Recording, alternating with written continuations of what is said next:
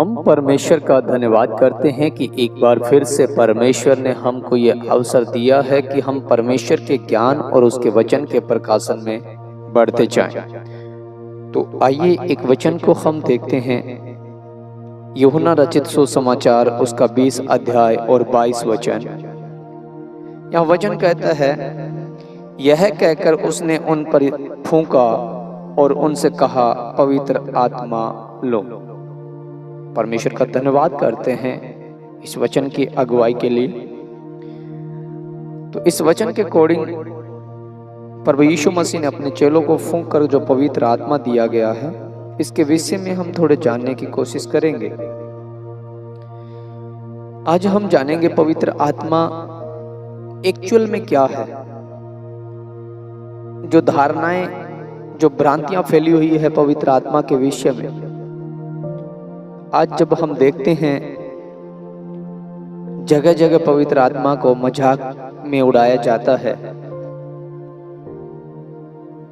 कलीसियाओं में भीड़ की भीड़ इकट्ठा करके कोई अपने कोट को घुमाता है, कोई रुमाल को घुमाता है, कोई चेयर पे बिठाता है और चिल्ला चिल्ला करके लोग उल्टे सीधे हरकतें करते हैं। किसी के कपड़े ऊपर हो जाते हैं, किसी को चोट लगती है, किसी को होश नहीं रहता और मजाक का विषय बन करके रह गई है कलीसिया। तो इस विषय पे जब हम बात करेंगे तो कि पवित्र आत्मा एक्चुअल में क्या है। पवित्र आत्मा परमेश्वर की त्रिएकता का परमेश्वर, जो त्रिएक परमेश्वर है, पिता, पुत्र और पवित्र आत्मा, उसका तीसरा व्यक्तित्व माना जाता है। और पवित्र आत्मा का जो व्यक्तित्व है वह परमेश्वर से कम नहीं है, परमेश्वर के बराबर का है। और जब हम पवित्र बाइबल को पढ़ते हैं तो उत्पत्ति की किताब पहले अध्याय से ही लेकर के और प्रकाशित वाक्य तक पवित्र आत्मा को काम करते हुए देखते हैं। यहाँ के सर्वप्रथम सृष्टि के निर्माण में भी पवित्र आत्मा का जो है वो रोल आया है, लिखा गया है। पवित्र आत्मा जो परमेश्वर का आत्मा है वह जल के ऊपर मंडराता था। आदि में परमेश्वर ने आकाश और पृथ्वी की सृष्टि की और पृथ्वी बेडोल और सुनसान पड़ी थी और परमेश्वर का आत्मा जल के ऊपर मंडलाता था। पवित्र आत्मा के बारे में पवित्र शास्त्र में अत्यंत स्पष्ट शिक्षा प्रदान की गई है, क्लियर से बताया गया है। लेकिन इसके बावजूद भी आज कलीसियाओं में पवित्र आत्मा को लेकर सबसे बड़ी जो भिन्नताएं पाई जाती है, जो भ्रांतियां पाई जाती है, इसका सबसे प्रमुख जो कारण है कि जितने विश्वासी हैं वह वचन के आधार पर पवित्र आत्मा को समझने का प्रयास ही नहीं करते, पवित्र आत्मा की भूमिका को समझने की कोशिश ही नहीं करते।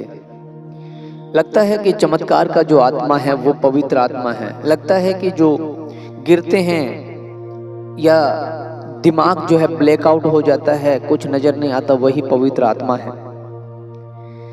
लेकिन पवित्र आत्मा तो जब उतरता है तो इंसान सामर्थी होता है। और एक बार जब हम पवित्र आत्मा के विषय में गहराई के साथ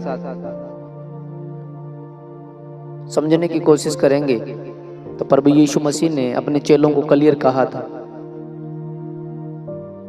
पवित्र आत्मा जो होगा वो यीशु का आत्मा होगा, परमेश्वर का आत्मा होगा, खुद परमेश्वर होगा और वह यीशु की महिमा करेगा, परमेश्वर की महिमा करेगा। जब पवित्र आत्मा तुम पर उतरेगा तो तुम सामर्थ पाओगे और तुम मेरे गवाह, सामरिया तक मेरे गवाह ठहरोगे। ये पवित्र आत्मा का जो है पहचान बताया गया था। जब हम सृष्टि के निर्माण को देखते हैं कि पवित्र आत्मा के ही द्वारा रचा गया।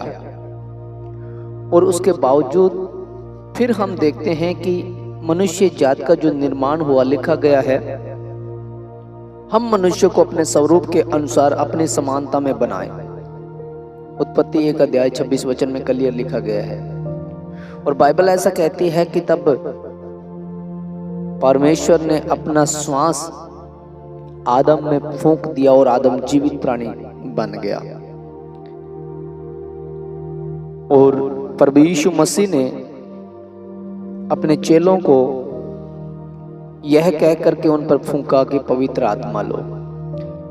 हम भौतिक जीवन और आत्मिक जीवन दोनों ही, संसारिक जीवन में और आत्मिक जीवन में, दोनों ही जीवन में पवित्र आत्मा की भूमिका को पाते हैं।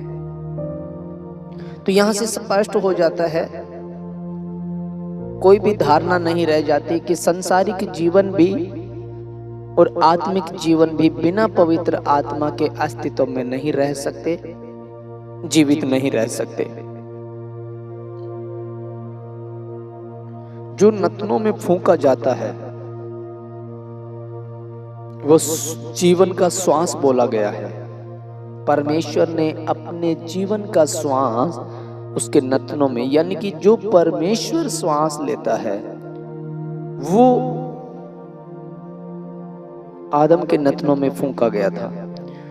और जब यीशु सांस लेता था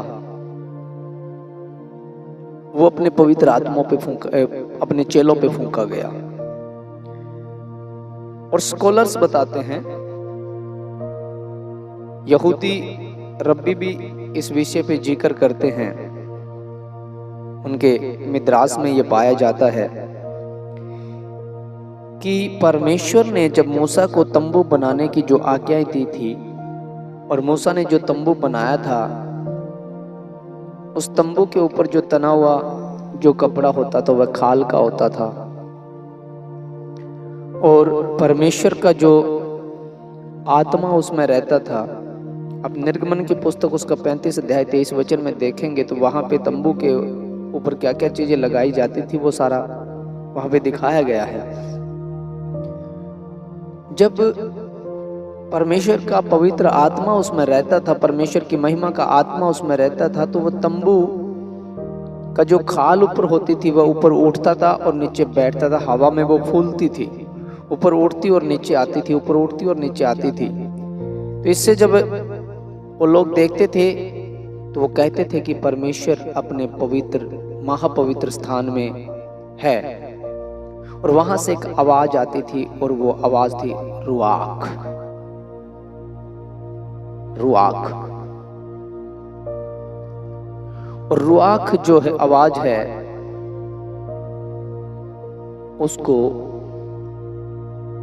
हिब्रू भाषा में परमेश्वर का आत्मा कहा जाता है।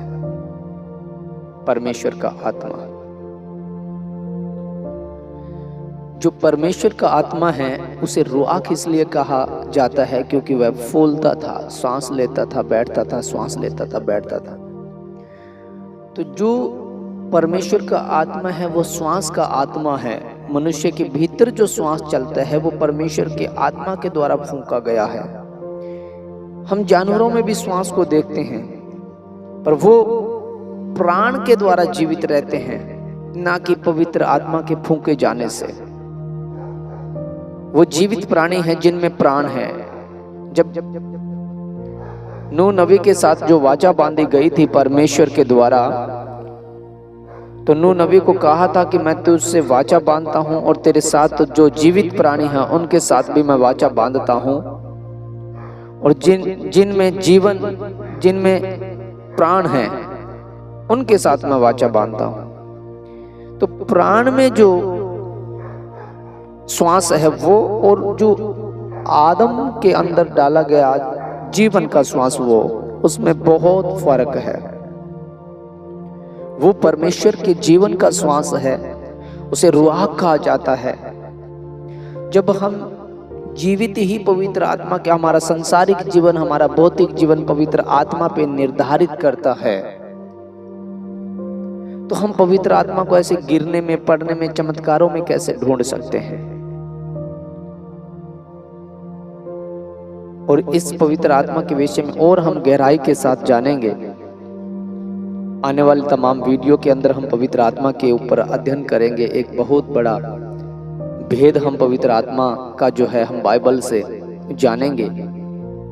इन वचनों को आप मनन करते रहिए, पवित्र आत्मा के विषय में जानते रहिए, और जब पवित्र आत्मा के विषय में आप जान लेंगे तो आप अपने जीवन में बदलाव को देखोगे। आप अपने जीवन में जीने के आधार को बदलते हुए देख पाओगे, अपने घर परिवार को, अपने उपासना को, अपने भक्ति भाव को बदलते हुए देख पाओगे। प्रभु आप सबको आशीष दे।